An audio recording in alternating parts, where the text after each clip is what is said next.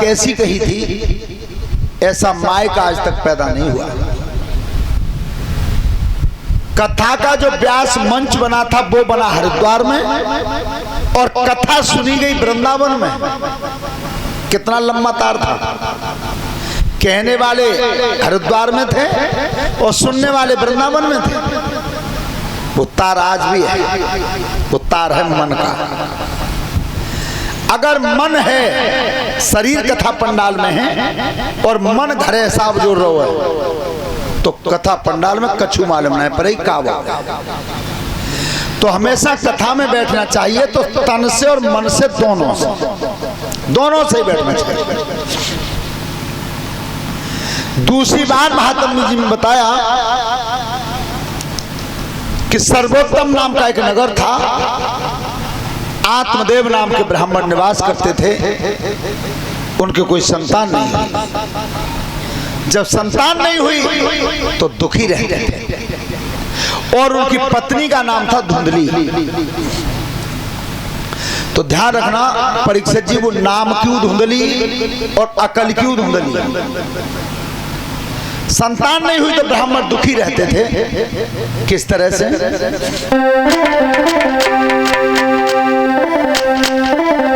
सुनो ऋषिधर ध्यान के गरदसी कुल पे मढ़रानी।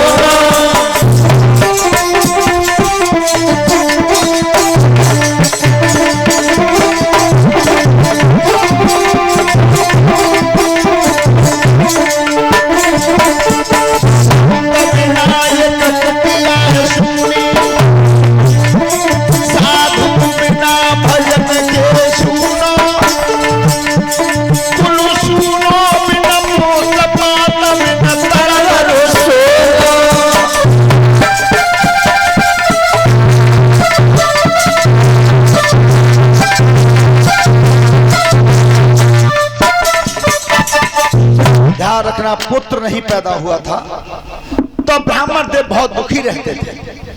लेकिन कौन सा विचार रहता था उनके दिल में से? ब्राह्मण देव तो एक बात जीवन में ध्यान रखना सभी नौजवान बच्चे, कि बेटा जब संतान पैदा नहीं होती है तो माता पिता रोते हैं। एक बेटा की खातिर रोते हैं कि हमारे एक बेटा पैदा हो जाए। लेकिन जब बेटा पैदा होता है और फिर बेटा के कर्मों से दुखी होकर के जो माता पिता रोते हैं, ऐसी औलाद 7 जन्म नरक भोगती है। कभी कोई ऐसा काम मत करना जो तुम्हारे कर्म के कारण तुम्हारे माता पिता को घर में बैठ कर रोना पड़े। इतना दुखी मत कर देना कि वो तुम्हारी खातिर रोने लगे। तो आज ब्राह्मण विचार करते हैं क्या,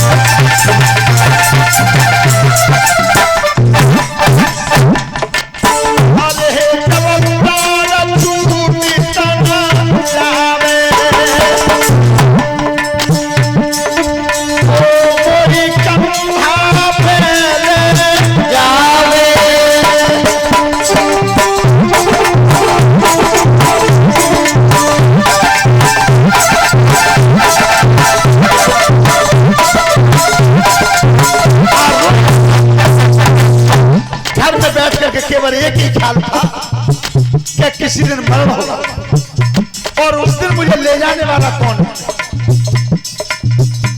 आज ब्राह्मणी सामने बैठी थी,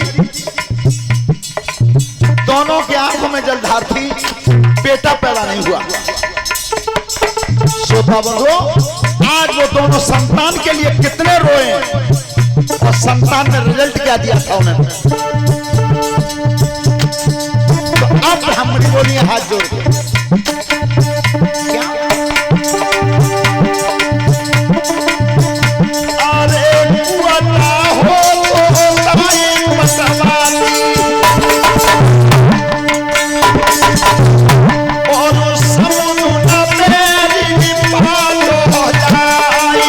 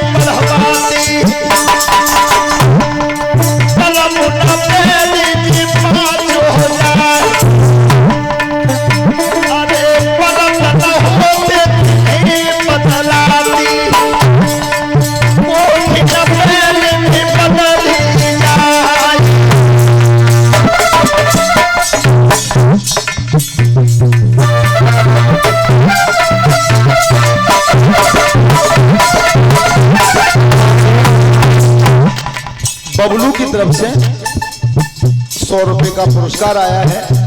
परमात्मा सद्बुद्धि देता रहे, अच्छे कर्म पे चलाता रहे।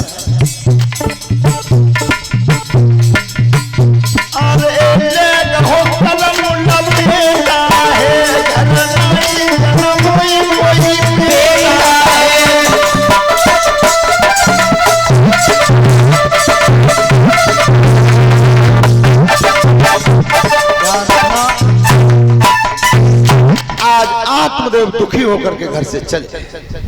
जब घर से दुखी होकर के चले, क्या मैं जीवन जीना नहीं चाहता, बेटा हुआ नहीं। श्रोता बंधु, जंगल में जब पहुंचे हैं, कर्म कौन सा करना चाहते हैं? एक बेटा नहीं हुआ इसलिए मरना चाहते हैं। आज मरने आए जंगल में और किया क्या? जंगल में अब पहुंच के और लीनो यतन बनाई के, धोती खोली बदन थी फंदाल हो बनाई के, गर्दन में अब डाल के और पेड़ में दो फसाई के, मरण चाहते देह से एक गए महात्मा के। एक संत आए। जीवन में ध्यान रखना, जब जब देव समाज पर, मानव समाज पर कष्ट आया है, तब तब संतों ने नाप पार लगाई है। संतों ने, और संत वचन को भगवान ने कभी झूठा नहीं होने दिया। उन्होंने यहां तक कह दिया, गोस्वामी जी बताते हैं कि मोर वचन चाहे पड़ जाए फीका, संत वचन पत्थर की, साधु की वाणी अटल होती है। अच्छा, साधु की वाणी वो अटल क्यों करते हैं? भगवान ये स्वयं जानते हैं कि जब फकीर भय तो भाई तो मेरे ही पीछे हैं, इसलिए उनके वचन को हटने नहीं देते। आपने सुना होगा संतों की महिमा कितनी रखी है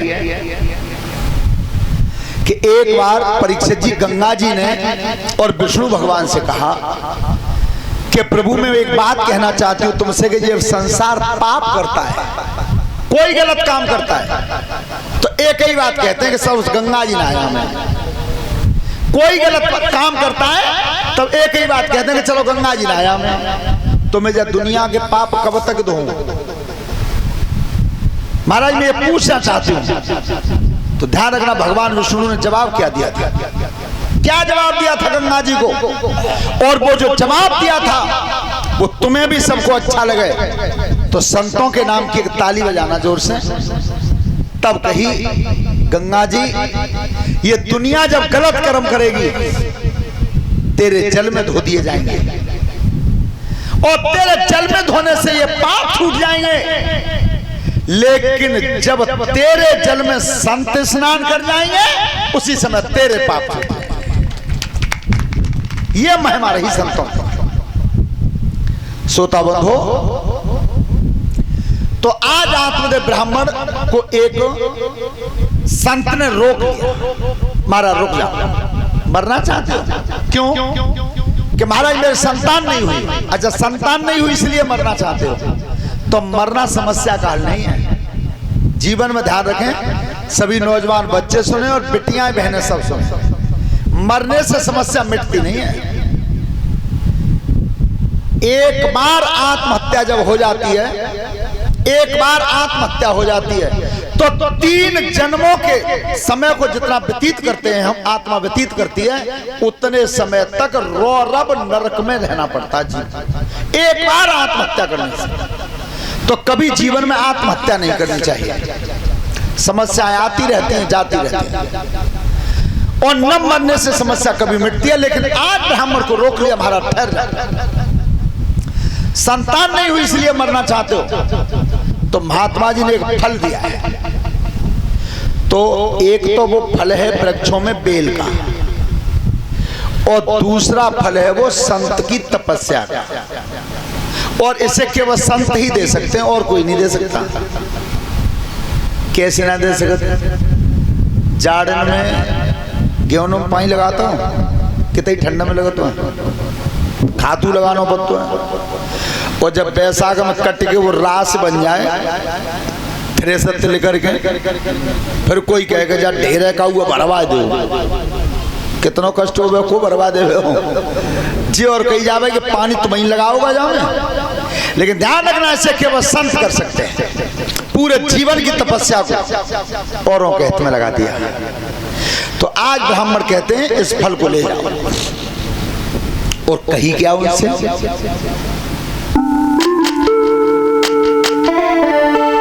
फल को ले जाइयो के ब्राह्मण पत्नी जाई खवैयो, फल ले जाइयो ब्राह्मण पत्नी जाई खवैयो, फल को ले जाइयो ब्राह्मण पत्नी जाई खवैयो।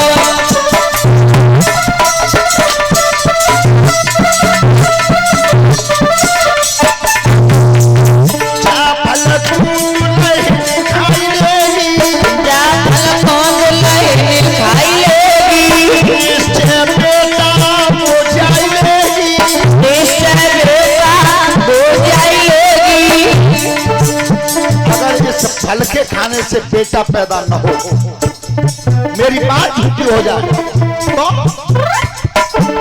आई फिर मरी गयो, आई फिर मरी गयो, अरे ब्राह्मण पत्नी आई फिर मरी गयो, ब्राह्मण पत्नी आई खवैयो, फल को ले जियो ब्राह्मण पत्नी आई खवैयो। आज उस फल को लेकर के ब्राह्मण आए, तब कही घर लौट के ले ये संत की तपस्या का योग है, जा फल को तुम खा लेना तो तुम्हारे बेटा पैदा हो जाएगा। अब ब्राह्मणी ने वो फल ले तो लिया, अब हाथ में रख के विचार कर रही कि मैं जाए खाऊं तो उधर में गर्भ रहेगा, उधर बढ़ेगा, वो काउतर गांव में लग गई आग तो सब गांव भाग जावे, मैं रह जाऊंगा, और क्या आए चोर तो सब गांव भाग जावे, मैं फिर गिर जाऊंगा। अब फल को रख के बैठी कि खाऊं कि ना खाऊं, खाऊं कि ना, तो बाकी एक सौतेली बहनी मान की देख बहना तू एक काम करती हो, मन ना कर रहे हो तो मत खा, चल मत खावे, मेरे उदर में संतान है,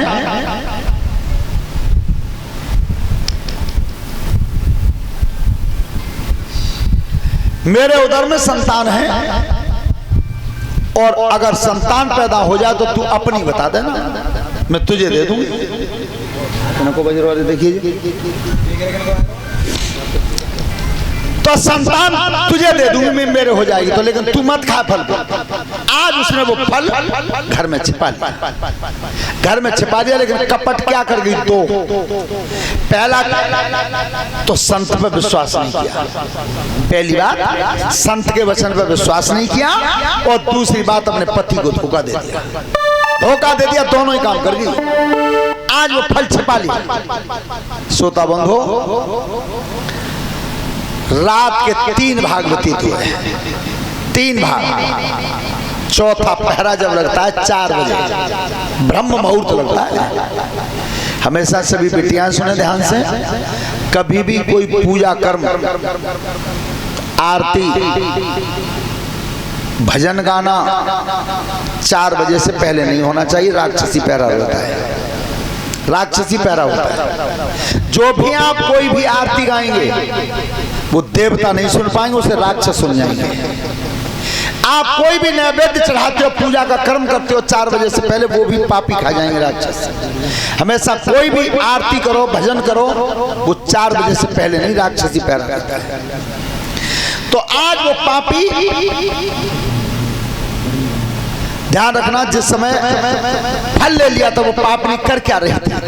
2 धोखे कर रही है, संत का विश्वास नहीं और पति से धोखा दिया, घर में फल को छिपा लिया। हुआ क्या? जब 3 भाग व्यतीत हो गए थे रात के, तब अरे सोच समझ के बैठ गई, फल भीतर लहो छिपाई,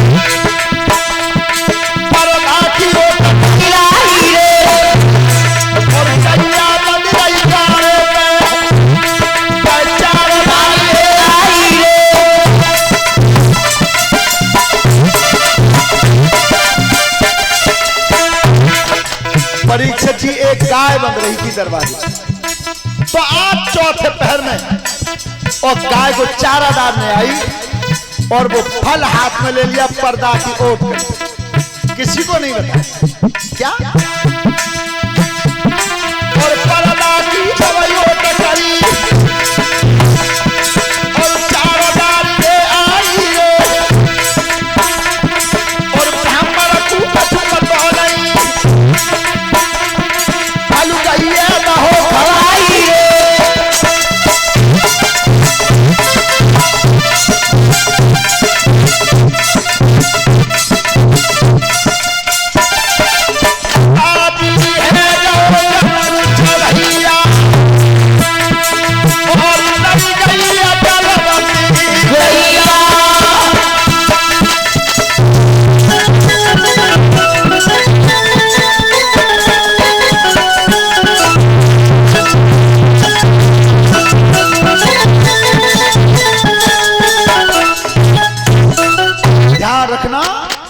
गाय के गर्भ ठहर गया, क्योंकि संत की वाणी थी, वो वाणी मिटी नहीं।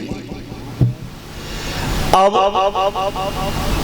जो सौतेली बहन थी उसके एक बेटा पैदा हुआ, और धुंधली के हाथ में वो बेटा दिया, तो उसका नाम रखा गया धुंधकारी। धुंधकारी नाम रखा गया। परीक्षित जी ठीक 3 महीने बाद 3 महीने बाद वो गाय ब्यानी है घर पर। अब जब गाय ब्यानी तो संतान कैसी थी? जब गाय ब्यानी है द्वार पर, तब संत का कहा हुआ मिटा नहीं।